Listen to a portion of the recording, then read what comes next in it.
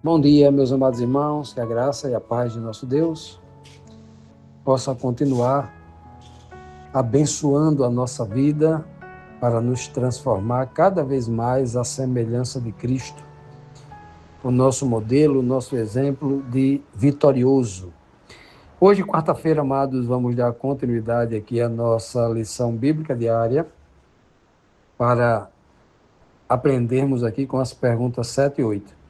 Antes disso, vamos aqui recapitular rapidamente o que nós vimos ontem na lição da terça-feira, quando o Senhor traz aqui uma espécie de alegoria, quando ele questiona se algum barro começa a falar com o oleiro, questionando, né, para saber o que é que ele está fazendo, ou então até questionar de forma soberba e atrevida, para questionar o oleiro dizendo que ele não sabe trabalhar, está fazendo algo errado, né? Ou se um filho atrevido pode questionar o pai, né? Porque é que ele, como foi que ele veio ao mundo, por que que ele veio ao mundo, ou questionar o pai sobre qualquer coisa que o pai faz, de certo ou errado. Não pode, né? Dois exemplos muito fortes aqui. Eu sei que o povo de hoje não entende isso, né? Porque hoje está tudo o contrário, os filhos mandam nos pais, os pais todos fracos, né? Tem medo hoje de repreender os filhos, tem medo de corrigir os filhos, né? Os filhos hoje mandam nos pais fracos, né? Que não sabem educar mais os filhos, e os filhos não têm mais nos pais o espelhamento, né? Não vê mais nos pais o resplendor da glória de um Deus que ama, mas também que corrige, que ensina o amor, mas que também ensina a justiça. Vivemos num mundo de desequilibrados, segundo o que a Bíblia ensina, claro, né? E é por isso que nós temos colhido tantos problemas, são tantas famílias desestruturadas, são tantos filhos abandonando pais, são tantos pais abandonando filhos, né? Porque vivemos este cenário de desequilíbrio por fugir da sabedoria que há na palavra de Deus. Portanto, meus irmãos, vamos então aqui para a segunda pergunta de ontem, recapitular rapidamente, quando o Senhor diz, né, que Ele é o Deus de Israel, Ele é o Criador, Ele quem fez tudo, e o povo de Israel não pode fazer igual com barro, queria fazer na alegoria, né, fazer com o oleiro, não pode questionar, ou com o filho que questiona o pai, não pode, porque Deus sabe o que está fazendo, mas o ser humano não sabe, né? Então ele é quem tem o poder, ele quem ordenou, quem criou o céu, a terra, o sol, a lua, as estrelas, né? E ele deixa bem claro isso. Ele sabe tudo e nós temos que ter a paciência de esperar por ele, né? Porque ele é o bom oleiro, vai fazer de nós o melhor vaso de honra. E ele é o melhor pai do mundo, vai educar como filho para que a gente seja vitorioso, né? E desfrutamos da sua herança. Então, hoje, na sétima pergunta da lição, que ordem deu o Senhor a Ciro e que promessa fez a respeito de Jerusalém e do seu povo? Isaías 45:13 diz: Eu mesmo ordenei a Ciro que começasse a agir e lhe prometi a vitória. Eu aplanarei os caminhos por onde ele vai passar. Ele reconstruirá Jerusalém, a minha cidade, e porá em liberdade o meu povo que está no cativeiro, sem exigir nenhum pagamento para fazer isso. Sou eu, o Senhor, o Todo-Poderoso, quem está falando. Veja bem, meus amados irmãos, quantas informações nós temos aqui nesse versículo 13. São muitas informações. Aqui tem evangelho escrito, aqui tem doutrina da divindade implícito, tem tudo aqui. Partindo do princípio de que Ciro aqui é uma tipologia de Cristo, nós já vimos nos versos anteriores, mostrando que tem determinadas frases espirituais que não cabe a Ciro. O Ciro, ser humano, né, que viveu aqui, o rei persa, que conquistou Jerusalém, que conquistou Babilônia, desculpe, esse Ciro, se nós formos ler todos os versos do versículo 1 até o versículo 5 do capítulo 45, tem informações de ordem espiritual que não cabe a Ciro. tem uma informação espiritual, o ungido, por exemplo, é uma das informações que só cabe a Cristo. Então, Ciro aqui é um tipo de Cristo. Então, Jesus Cristo aqui na Terra não pode ser chamado Deus ou um Deus, porque o próprio texto está dizendo aqui, ó, eu, Deus e Yahvé, dei ordem a Ciro. É como se ele dissesse, eu dei ordem a Jesus Cristo, o meu filho, que ele começasse a agir, e eu prometi a vitória a ele. Veja que Cristo não vence com sua própria força. Cristo precisa ser ungido por Deus, precisa do Espírito de Deus lhe dando poder, lhe dando força, lhe dando autoridade para ele vencer. Então a vitória é de Deus. Cristo vence porque Deus lhe dá esse poder, lhe dá essa vitória. O próprio Cristo afirma isso com todas as letras. Eu de mim mesmo não posso fazer nada. Ele diz lá em João 5,19, 5,30. O tempo todo. Nem as palavras que eu prego é de minha própria sabedoria. Eu estou aqui falando o que Deus está mandando eu falar. João 12, 49, 50. Jesus aprende, né? Lucas 2, 52. Hebreus 5, verso 8. Jesus aprende, né? E quando Deus fala assim, ó, eu aplanarei o caminho por onde ele deve passar. Então, Cristo não escolhe o seu próprio caminho. Ele é o caminho que Deus criou para a gente. Quando Cristo fala, eu sou o caminho, está dizendo, foi o caminho que Deus nos apontou para a gente andar por ele, por Cristo. O que significa isso? Que eu tenho que falar como Cristo falava, tenho que viver como Cristo vivia, tenho que obedecer como Cristo obedecia, tenho que pregar como Jesus Cristo pregava. Tudo por isso que ele é o caminho. E quando Deus fala, eu aplanei o caminho para Cristo passar, né? Para que ele depois se tornasse o caminho, ele vai na frente e a gente atrás dele, né? Pedro diz isso bem claro. Pedro vai dizer que Deus deixou as pegadas de Cristo para a gente caminhar atrás. Isso é o sentido em que Cristo é o caminho. E aí Deus, dando poder a Ciro, aqui uma tipologia de Cristo, ele reconstruiria Jerusalém. Eu pergunto, Ciro reconstruiu Jerusalém? Ou foi Neemias?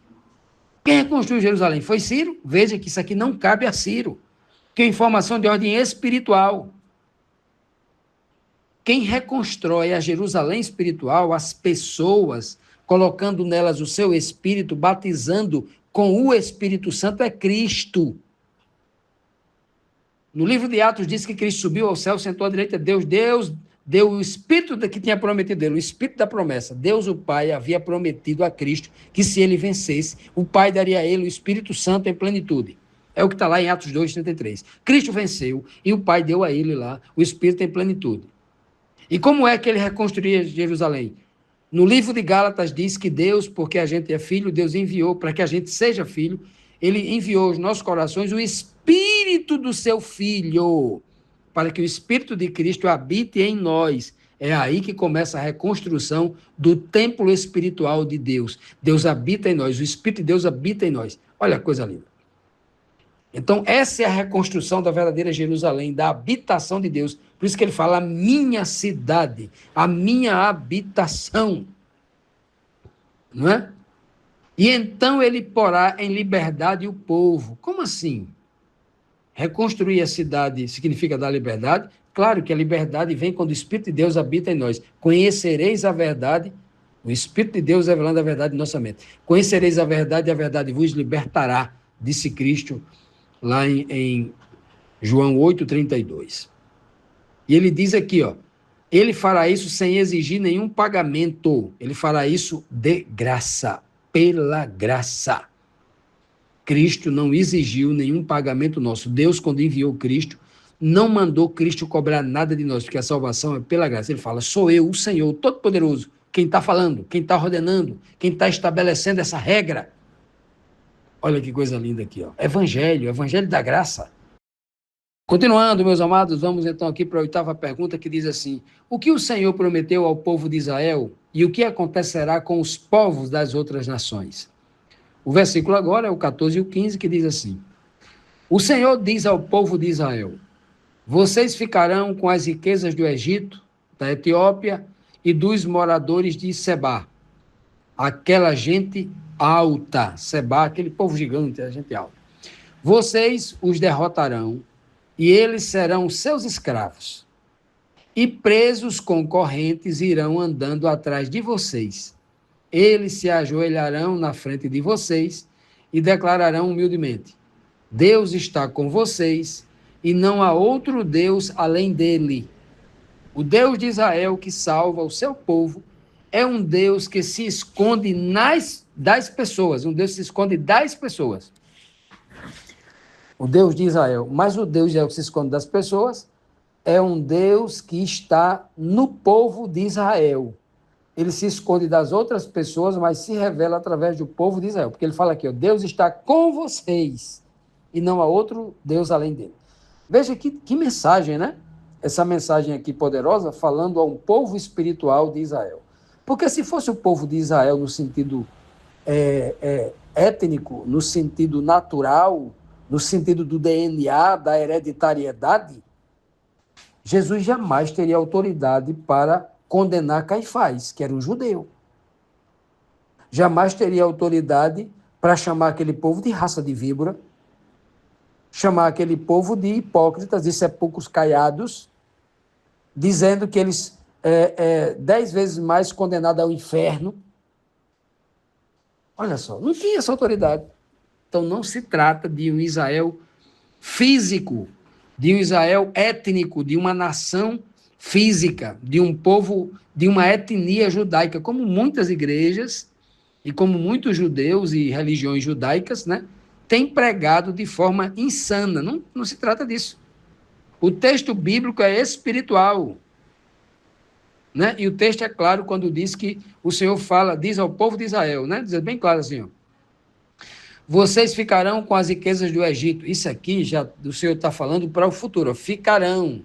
Ele não diz ficaram, não está falando literal do passado. O povo que saiu lá do Egito e levou muito ouro dos egípcios, não. Aqui é outra linguagem, é futuro. Ficarão no futuro. O Egito aqui tem uma tipologia. O Egito aqui, no tempo aqui de Isaías, já não era mais esse Egito, né? E principalmente o Egito de hoje, né? É uma nação que tem as suas dificuldades. Não é uma superpotência mundial, né? Está bem lá embaixo. Então, vocês ficarão com as riquezas do Egito, com as riquezas da Etiópia. O que ele quer dizer com isso? Qual era a riqueza do Egito? Qual era a riqueza da Etiópia? E dos moradores de Sebá, que era um povo gigante, né? Ora, claro que ele está usando aqui 3 textos, mostrando aqui que esses povos aqui tinham riquezas físicas, como ouro, como madeira, como força física, os gigantes, né? Isso aqui está tipificado 3 tipos de poder que o povo da atualidade tem. Qual é o povo da atualidade que pode se aplicar isso aqui? O erudito, que é rico de conhecimento filosófico do homem, não de Deus. Pode ser comparado aqui ao egípcio. O etíope, né? Aquele povo pobre, que a única riqueza que tem é o dinheiro, né? E os moradores de Sebá, que é aqueles violentos que têm a força física. Hoje, as 3 formas como o ser humano quer conquistar o mundo pela própria força. Mas Deus fala assim, ó, vocês derrotarão essas 3 coisas. Quem é vocês? Vocês em quem está o meu espírito.